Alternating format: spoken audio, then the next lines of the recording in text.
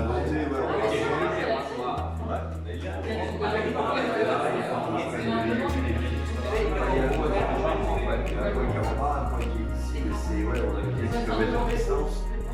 pas de problème.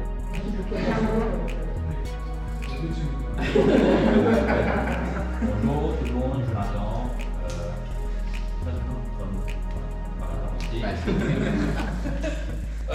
Je m'attends, 36 ans, je chasse avec Lionel, passionné de nature, passionné un peu des animaux. Mon nom, c'est Mia, et je suis très émue de nous rencontrer ici.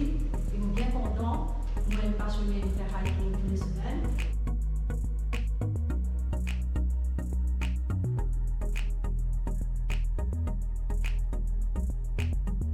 À différents niveaux, de différentes fonctions, mais d'un autre côté, peu de gens, moi le premier, connaissent vraiment la biologie de l'oiseau. Est-ce qu'ils font des couvées de remplacement? Est-ce que le mâle participe à la couvaison? J'ai réussi. Et puis je tenais à vous remercier évidemment d'être ici parce que dans le manque de bénévoles, j'ai 87 écoliers et aujourd'hui j'en ai moins de 10 autour de la table. Donc on manque de bénévoles, on manque de gens qui ont le temps, on manque de gens qui se donnent le temps parce qu'on était tous occupés. Là c'était un petit peu late qu'on s'est organisé, mais on l'a fait, vous êtes là et vraiment sincèrement ça nous redonne la motivation de continuer. Énormément avancé, moi en l'espace de quelques dissections. J'ai fait dans mes connaissances personnelles un bond en avant, je ne savais pas qu'il s'allongeait autant de concours de papillons, par exemple, et autant de petites baies, autant de petites tomates cerises sauvages. Donc on va avancer, il nous tarde d'avoir tes résultats, je sais que ça prendra beaucoup de temps, mais on sera tous là pour t'aider autant qu'on le pourra. Et je t'applaudis pour ces projets-là parce que c'est vraiment quelque chose qui manque à Maurice. Donc merci. Comme je vous ai dit, c'est un comptage. Donc alors c'est un comptage qui a lieu sur l'ensemble du territoire. Donc là vous pouvez voir ici, donc c'est la carte de l'île Maurice avec des mailles de 10 km². Et en fait j'ai tiré de manière aléatoire des mailles, enfin des zones à prospecter. Donc en fait j'ai fait ça de manière aléatoire parce que l'objectif de l'étude c'est... Donc en fait, vous allez voir que donc vous avez le petit prospectus explicatif de l'étude. Donc ça, je peux en donner à d'autres personnes. Voilà. Si vous voulez juste un coup d'œil, je ne mets pas pour tout le monde, je pense. Merci beaucoup.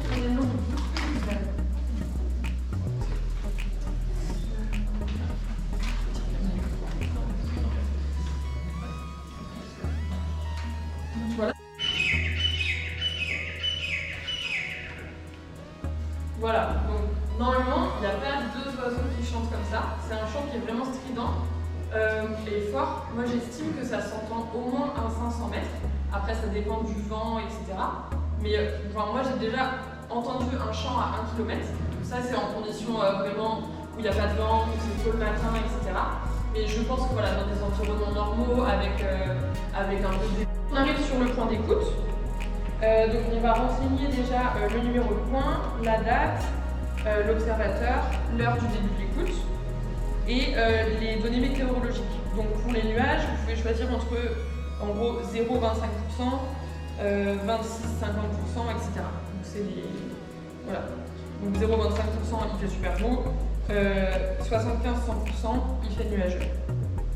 Et plus nuageux. Et ensuite, vous avez une carte satellite du point d'écoute. Donc le rayon autour, c'est le rayon de 500 mètres. Donc c'est là-dedans qu'on va compter les oiseaux.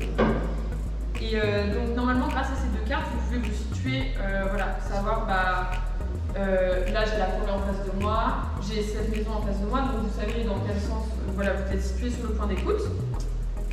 Et donc l'objectif, donc vous, à la fois, c'est vous permettre d'avoir différentes sortes de situations et pouvoir faire en sorte que le montage soit plus représentatif que juste aller une fois par temps. Question. Ouais. Si on a attendu 10 minutes, on n'a rien vu, on part, on commence à rouler, mais juste en entrant dans la voiture, ça commence. Ça malheureusement ça compte pas. C'est vraiment à partir du moment où... Enfin à l'île Maurice ça fonctionne bien, à la Réunion ça marche pas. Mais bon, mais donc on peut faire ça. Je ne l'ai pas prévu sur le protocole. Après, si vous avez envie de rester, si vous avez une petite enceinte, je pourrais vous donner le champ Et après, si vous avez envie, à la fin des 10 minutes, de tester, donc de mettre un champ, d'attendre 2 minutes, de remettre un champ, vous pouvez le faire. À ce moment-là, vous pouvez inscrire les résultats dans la colonne remarque. Ça, pour ceux qui ont envie de le faire, ça peut se faire aussi, et moi je pourrais prendre aussi ces résultats. C'est pas. C'est pour ça que ça, moi, je suis d'accord pour que vous le fassiez, mais à la fin des 10 minutes.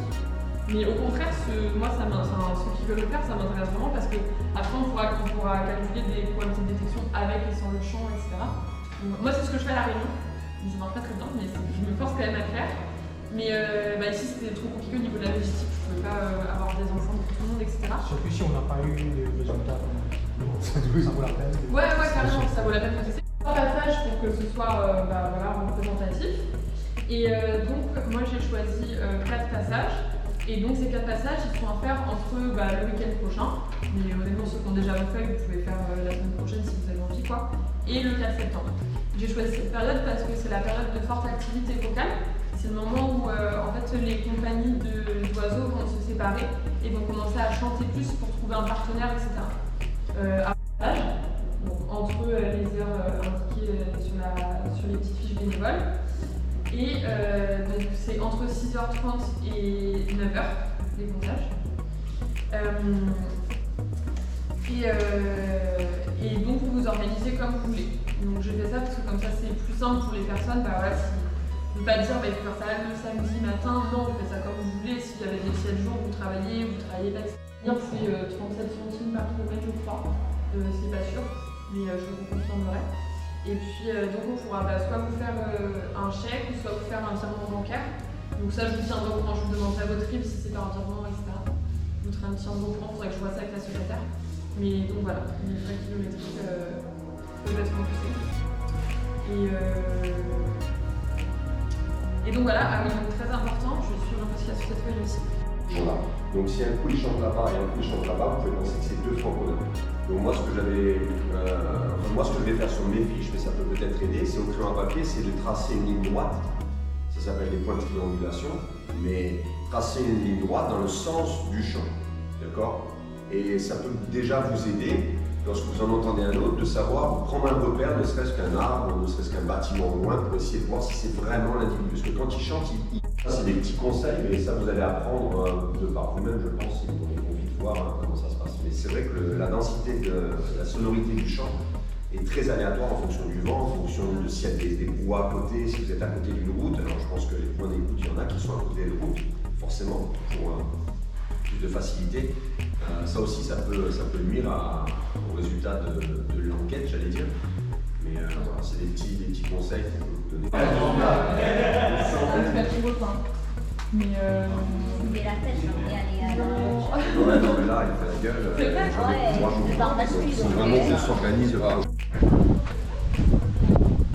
Ouais, définitif, la living est intéressant et évidemment.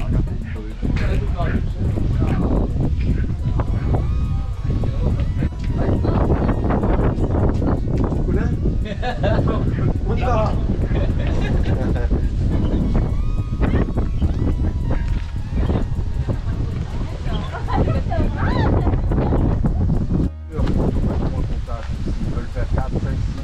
Dans le mois, dans les 2 mois. C'est 4 de base, il y en a 4 à faire. Après, si vous voulez en faire plus, vous pouvez. C'est juste que vous faudra noter vos observations sur d'autres fiches parce que moi j'en ai imprimé que 4. Et à ce moment-là, soit vous me contactez, je vous les envoie par mail, vous les imprimez vous, soit vous notez vous-même sur une autre feuille. Voilà. Ça. Mais après, évidemment que si vous voulez en faire plus, c'est vraiment le bienvenu.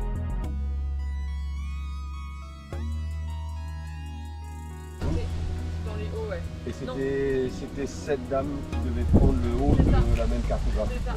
Mais donc ça, il faut que je vois avec eux parce que j'ai pas encore prévu leur point si vous voulez venir à la formation la semaine prochaine. D'accord. Voilà, je vais faire un peu tout à l'heure. Ouais. Allez. Et voilà, donc c'est 5 ou 6. Donc je pense que vous avez largement le temps d'en faire 5. Et après, selon les itinéraires, selon...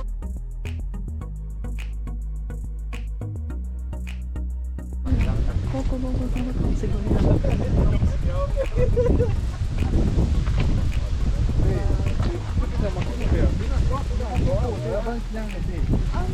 bon,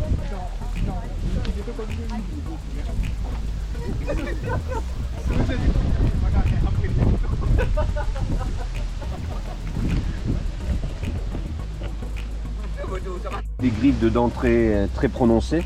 Et il y a un petit pouce derrière avec une petite griffe derrière. Par rapport à la taille, on voit que c'est un francolin, mais ça peut être ici du faisan de Colchide.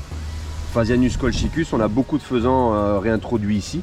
Mais évidemment, le faisan serait bien plus grand. Mais tous les gallinacés ou les galliformes, ils ont 3 doigts principaux, d'accord, qui pointent vers l'avant, comme on appelle une patte poule dans les chassés, c'est exactement ça, avec le petit doigt derrière. Et on peut voir si c'est un droitier ou si c'est un gaucher. On n'est pas sûr. Voilà, c'est ça.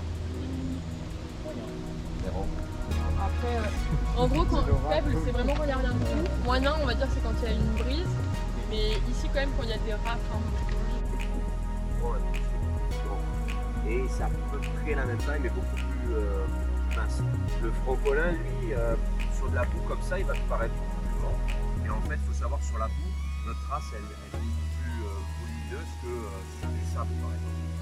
Donc, ça peut vous aider, c'est un indice de présence. Les crottes en sont un deuxième, une plume peut être un troisième indice de présence, et le champ, c'est un quatrième indice de présence.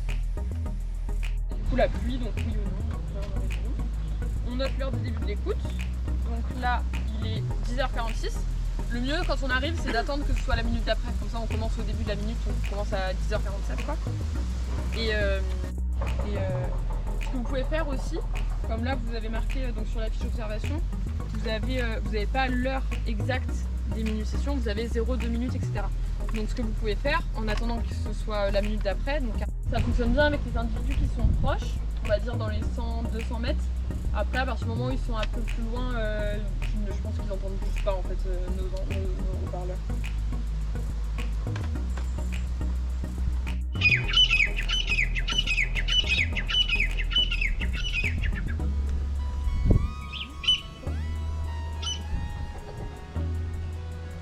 Là, généralement, s'il y en a un, il va répondre Tous les gallinacés, les galliformes, qu'ils soient de plaine ou de montagne, comme les perdrix grises de montagne, les bartavelles ou autres, ils vont trouver un endroit très sec et ils vont fouiller avec les pattes et ils vont se poudrer dedans. Donc là, ça peut nous dire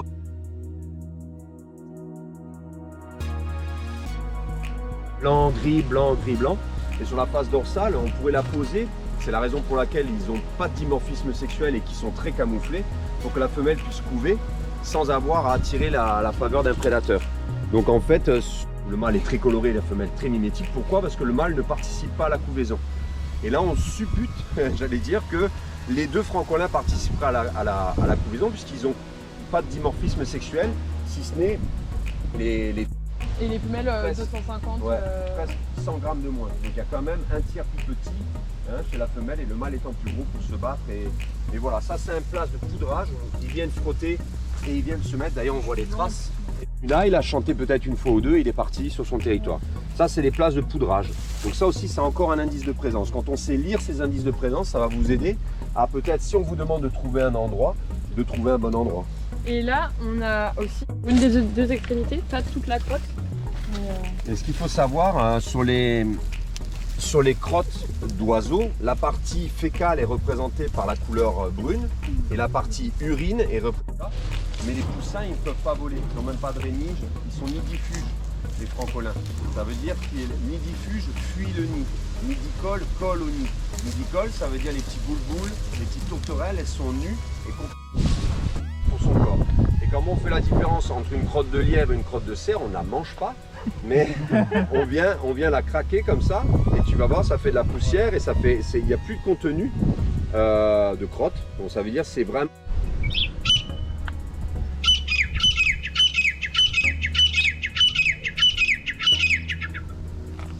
Ouais.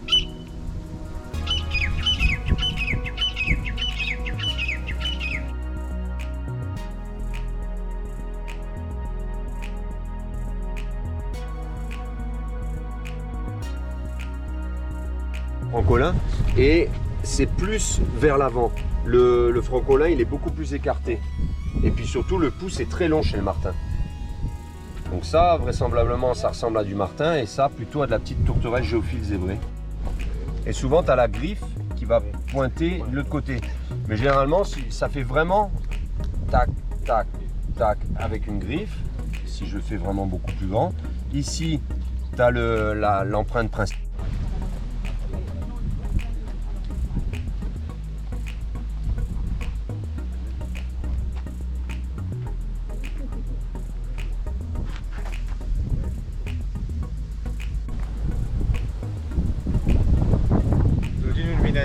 petit coup. Comment la route de Francolin-Gris.